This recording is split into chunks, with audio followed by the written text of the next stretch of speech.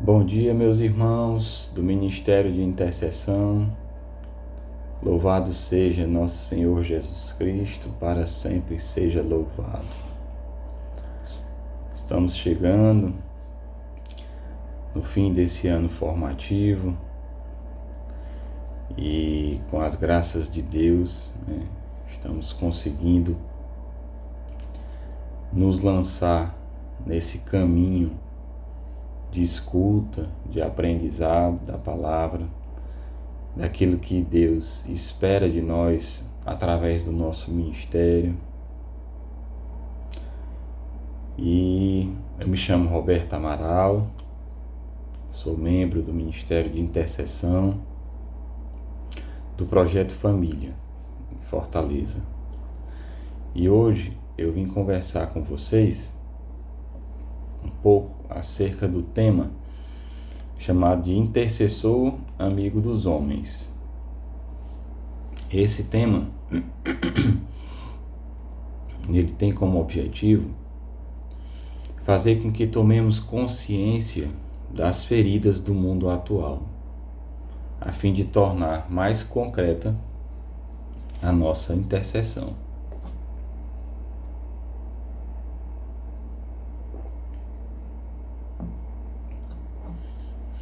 Esse nosso tema, de longe, ele pretende atingir um momento que seja de murmuração pelas mazelas que o mundo vive.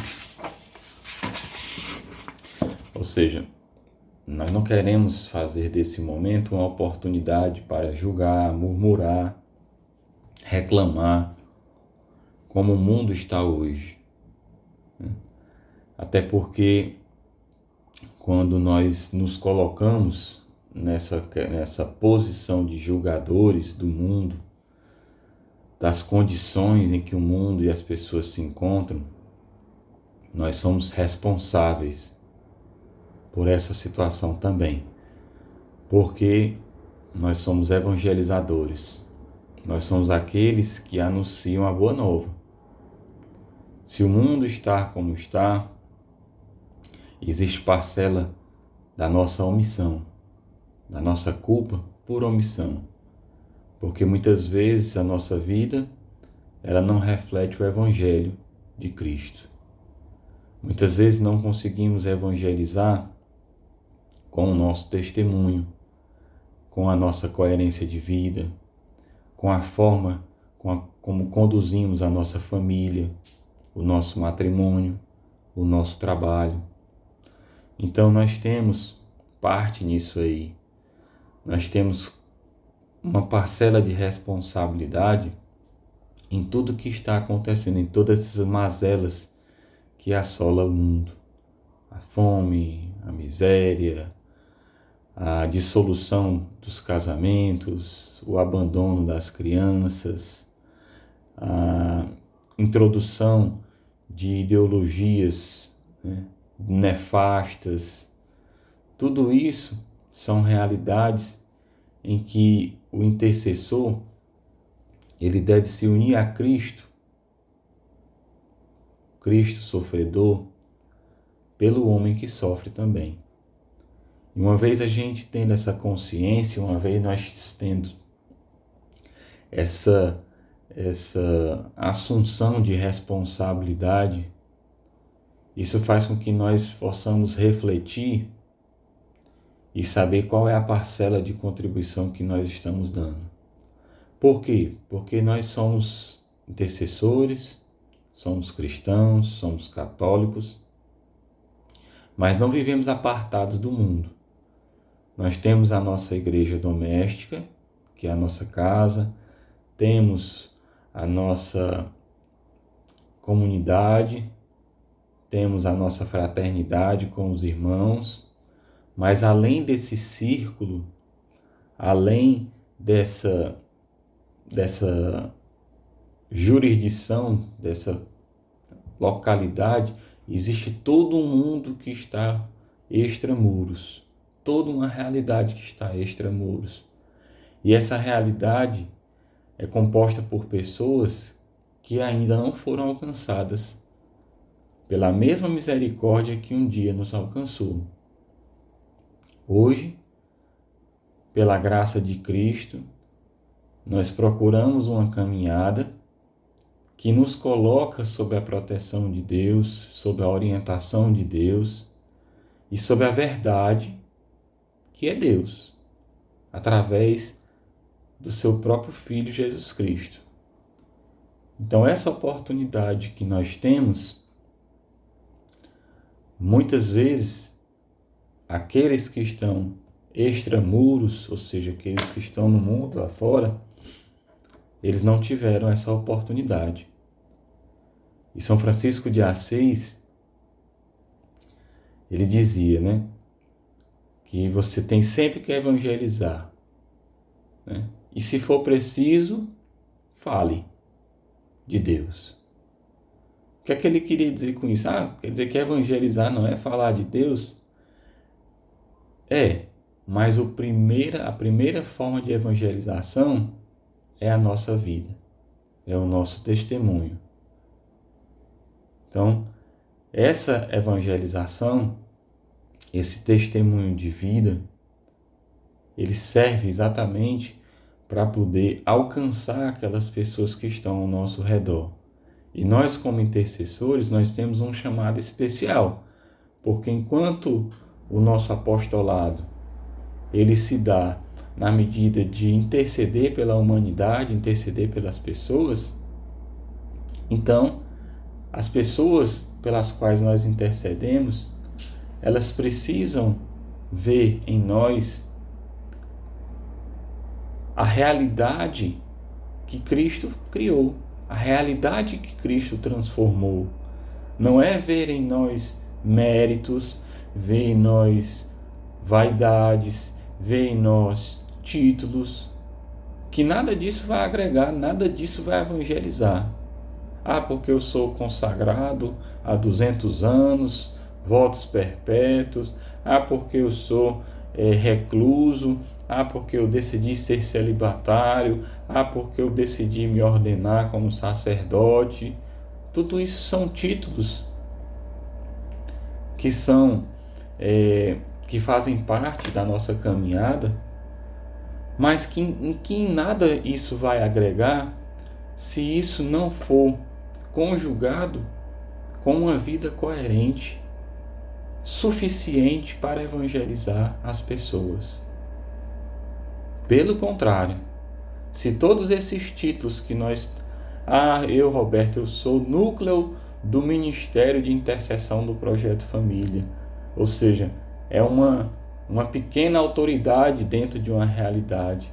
Ou seja, um título desse, que não tem nenhuma importância, mas ele pode prejudicar se eu for um contra-testemunho, porque aí sim eu vou ser apontado, né?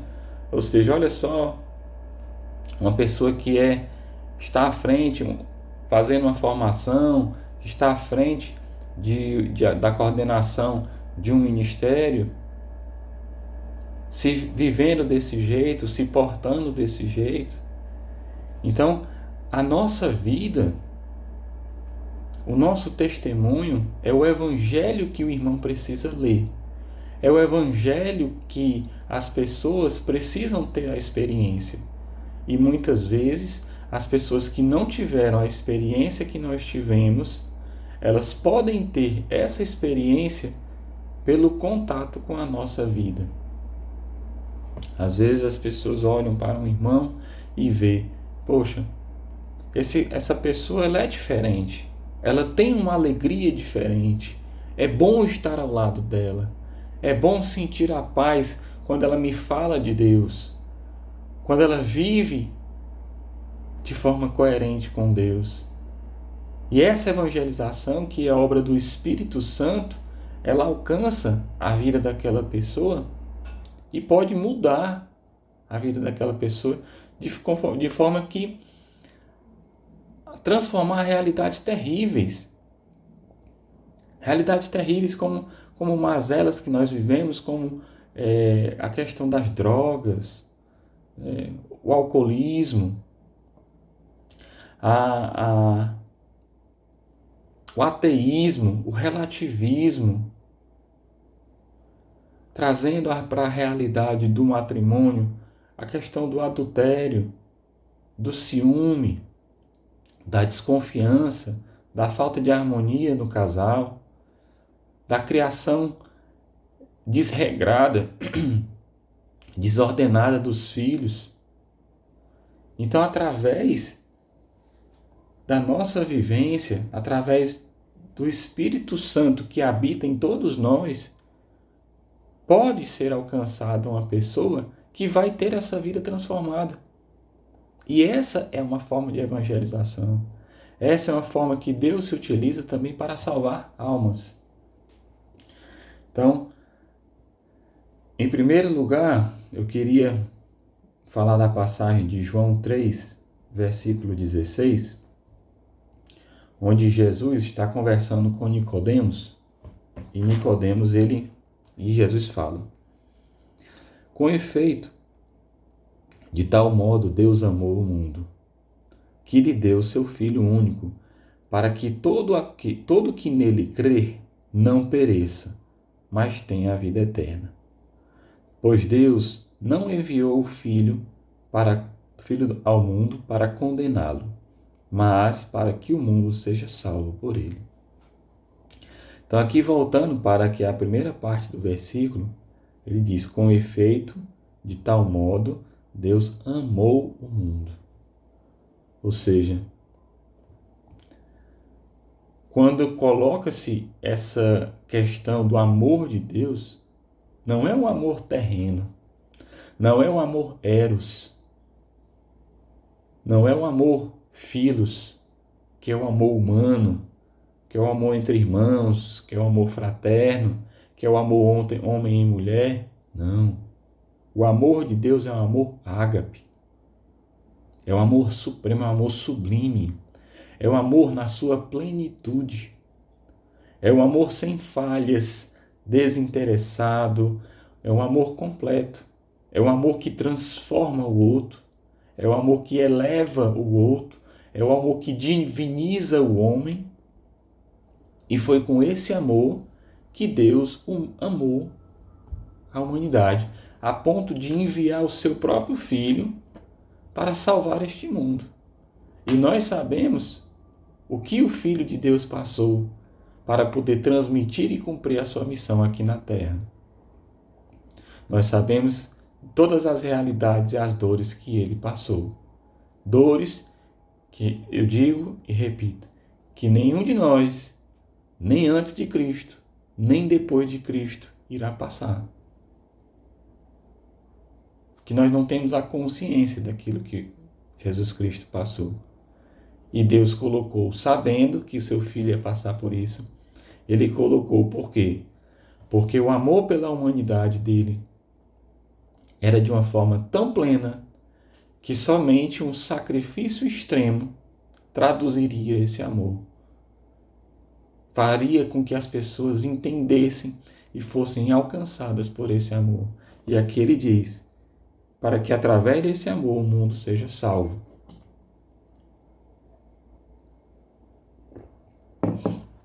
Aí nós vamos para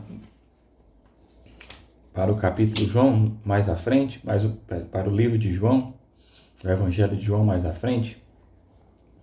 Vocês sabem que o Evangelho de João, o evangelista João, ele era o evangelista do amor, né?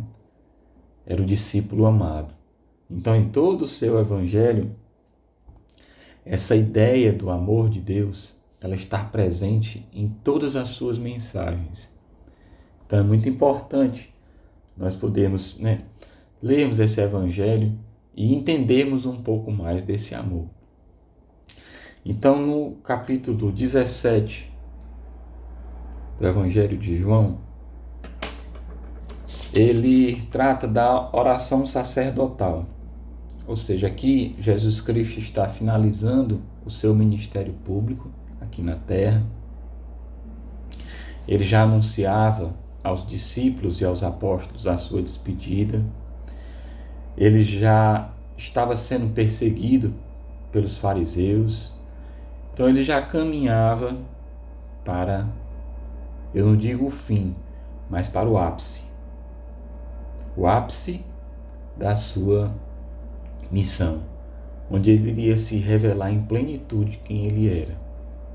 Onde tudo aquilo que ele semeou na sua estadia, tudo aquilo que ele semeou iria florescer e brotar e florescer na sua plenitude. Então, no capítulo 17, é a oração sacerdotal de Jesus, onde ele reza, ele pede ao Pai, né, diante de tudo aquilo que ele viveu e viu, né, qual é a vontade dele perante ao Pai. E no versículo 24, ele diz: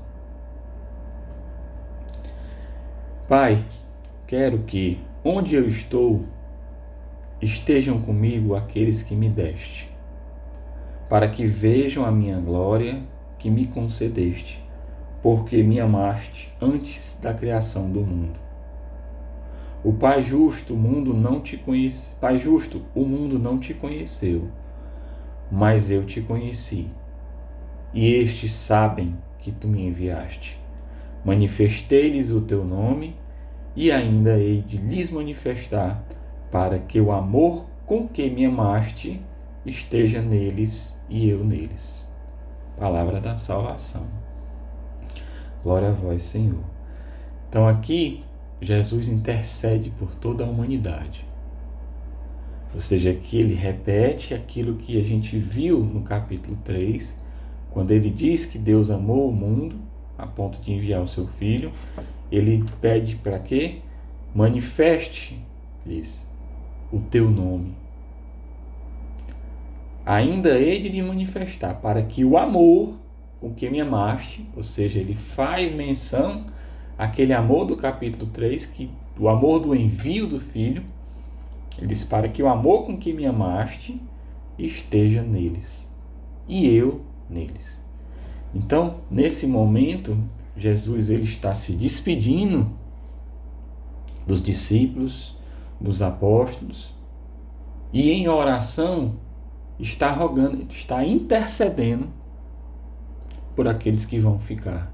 E ele ainda diz, não são só esses que estão aqui comigo, mas aqueles que ainda hão de vir e vão acreditar em meu nome.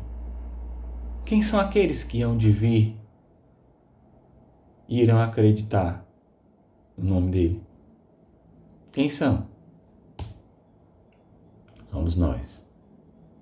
Somos nós que viemos depois dele, da vinda dele, e recebemos por tradição, pela fé, pela experiência e pela misericórdia, o amor de Cristo.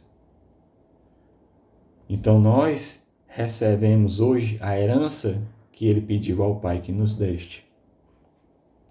E se Jesus, como intercessor, nos pediu, pediu a Deus a manifestação e a transmissão desse amor para todos nós e para os homens, nós somos corresponsáveis em levar a cada homem esse amor.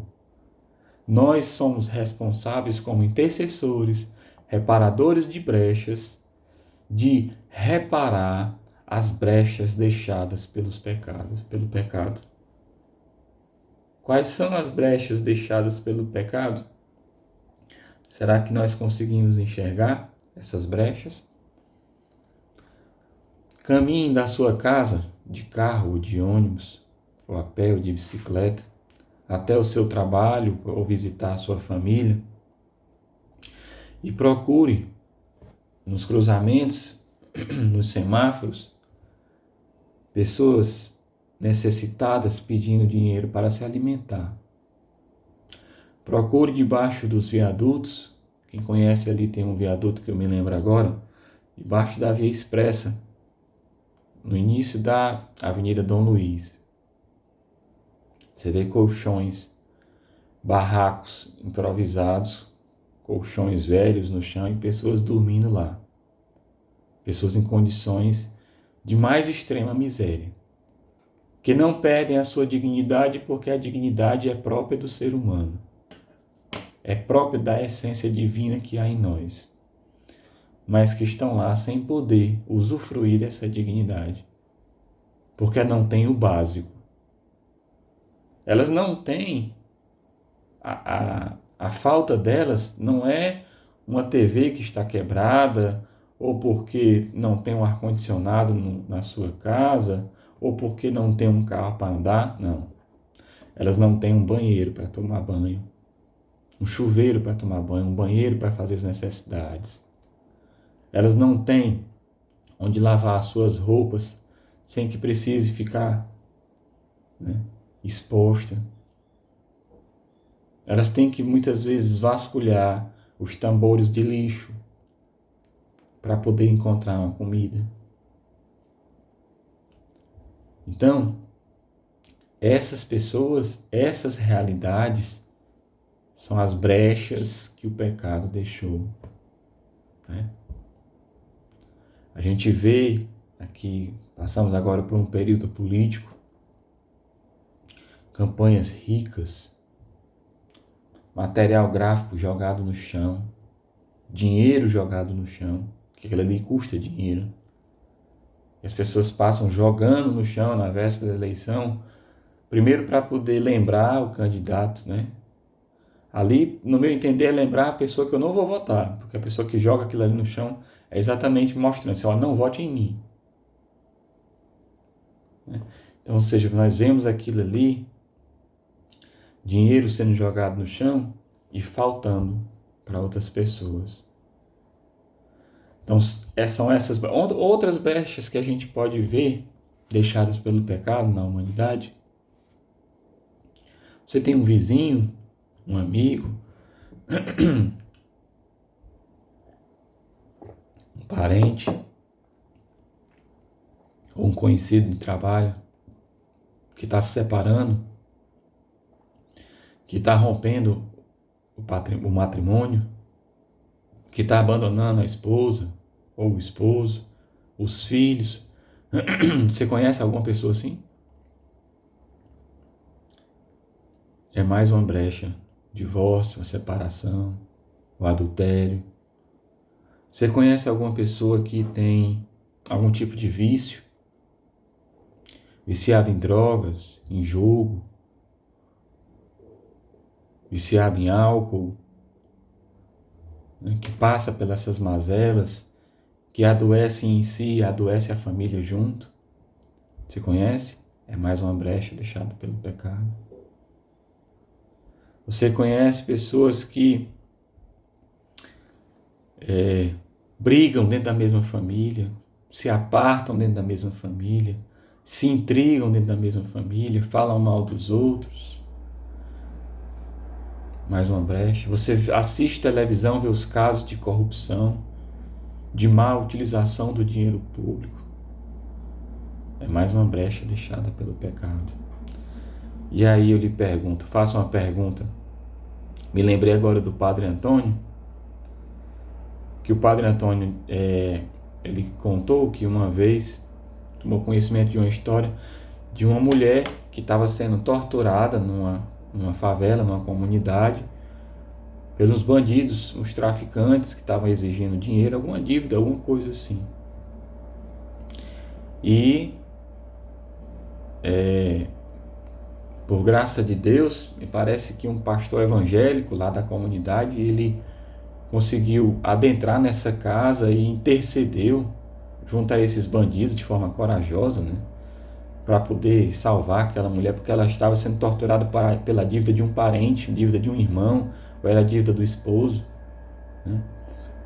E ele interviu ali e conseguiu, né, contornar aquela situação. E o Padre Antônio perguntava: onde estávamos nós? Onde estava a comunidade Shalom nessa situação? Onde eu estava, Roberto? Onde você estava? Onde nós estamos quando todas essas mazelas do mundo, elas estão acontecendo? Onde nós estamos? E eu digo para vocês, onde muitas vezes nós estamos, onde eu estou. Nós temos nossa vigília da intercessão, e lá diante do Santíssimo, de madrugada, aquele horário do silêncio, aquele horário da contemplação, em que nós somos convocados a servir. Muitas vezes nós estamos dormindo em casa, deitados em berço esplêndido, com a nossa esposa do lado, nossos filhos em casa, com saúde, o ar-condicionado ou ventilador ligado, um teto para nos proteger da chuva, comida na geladeira que nos espera para o café da manhã, e é ali que nós estamos. Quando um casal de madrugada mulher está sendo agredida, um casal se decide por separar, ocorre a agressão, aquela madrugada de uma bebedeira, de uma farra, onde é que nós estamos? Dormindo. Ou seja, onde é que os discípulos, mas isso não somos só nós, não. Onde é que os discípulos estavam? Lá no Getsêmani. O que é que os discípulos, os apóstolos estavam fazendo quando Jesus orava e chorava lágrima de sangue, de tanta agonia pelo que ia acontecer? Eles estavam dormindo. E assim somos nós e o nosso chamado. A nossa missão, a nossa função, o nosso apostolado é estar diante daquele que tudo pode. Tudo pode. É aquele que livra o adicto do vício, o alcoólatra do álcool, o adúltero do adultério, que restaura matrimônios, que traz a pessoa que abandonou a fé católica, foi para a macumba, foi para o protestantismo, foi para o espiritismo, que traz essa pessoa de volta. É lá, diante daquele que nós devemos estar. Diante das nossas devoções, do Santo Terço, do Rosário, do ofício, das novenas, da adoração semanal, da vigília bimestral, é lá onde nós somos chamados a sermos intercessores, reparadores dessas brechas. Não que nós possamos fazer algo por nossas forças. Podemos não. De jeito nenhum. Mas Deus, na sua infinita misericórdia, quis se utilizar de mim, pecador, mas que estivesse aos pés dele, para poder interceder por toda essa humanidade que geme, que sofre, que passa fome, que é esquecida, que é marginalizada, que é torturada. Somos nós que devemos estar lá por eles, porque Deus quis que nós estivéssemos lá por eles. Assim como Deus nos amou, Ele quer que nós amemos também o próximo.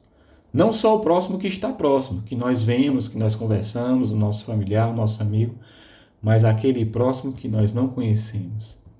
Aquela pessoa que você fita os olhos, nos olhos dela, no sinal que ela está passando fome e que você não tem nada a oferecer senão algumas moedas, que vai, pela providência de Deus, saciar a fome daquele dia, mas que não vai tirar aquele irmão da miséria.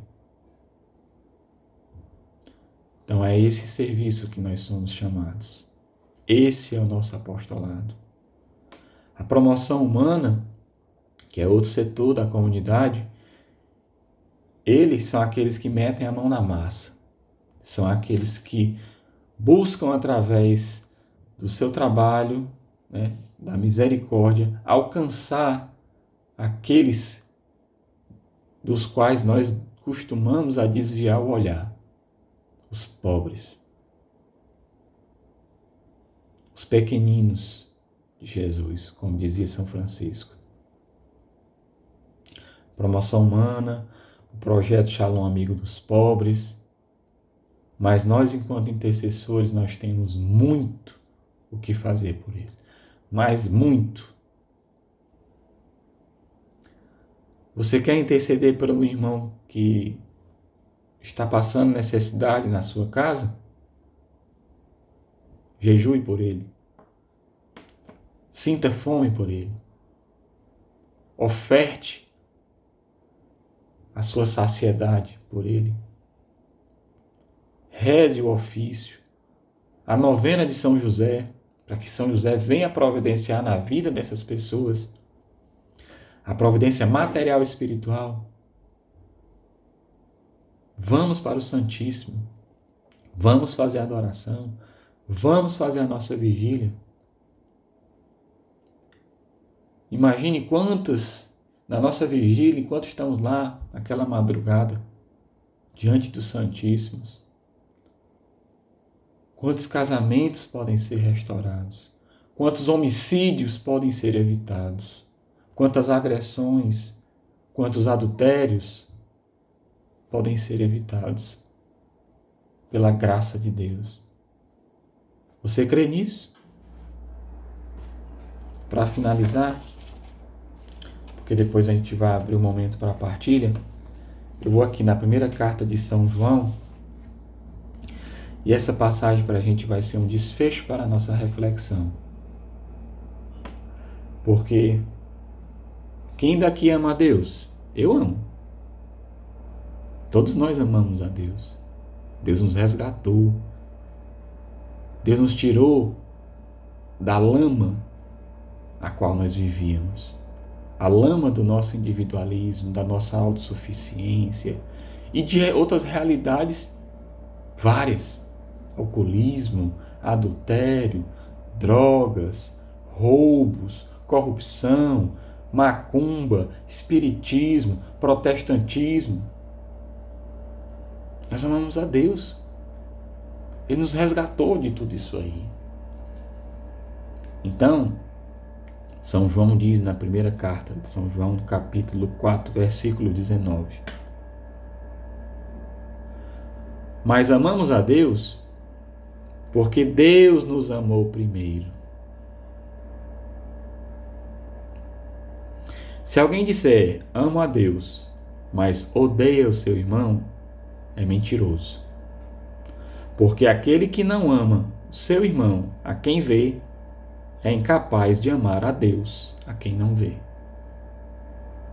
Temos de Deus este mandamento: o que amar a Deus, ame também a seu irmão. Que essa passagem ecoe no teu coração. Temos de amar este mandamento. Temos de Deus este mandamento: o que amar a Deus, ame também a seu irmão. Somos intercessores, então vamos interceder pela humanidade que geme e que sofre como uma mulher em dores de parto. Amemos a Deus e amemos o nosso irmão. Deus abençoe vocês. Shalom.